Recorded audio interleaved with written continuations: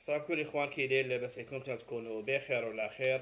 وقبل ما نبداو الفيديو تعازينا الحاره لجميع الاهالي ديال الضحايا اللي الفاجعه ديال البارح ديال الزلزال، ونطلبوا من الله سبحانه وتعالى ربي يرحمهم ويرزق العائله ديالهم بالمحبه والصبر، ونتمنى من الله سبحانه وتعالى يحفظ جميع المسلمين ويحفظ بلادنا. كما كتعرفوا كل شيء كيعرف ليلى عبد اللطيف. شكون هي ليلى عبد اللطيف؟ الله اعلم.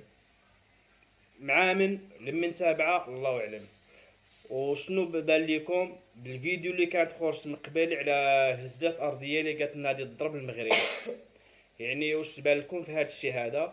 خليكم مع الفيديو ديالها، تبعوا الفيديو كاملين وشوفوا الاراء ديالكم في لي كومونتير. تتعرض هلا صرنا بالمغرب.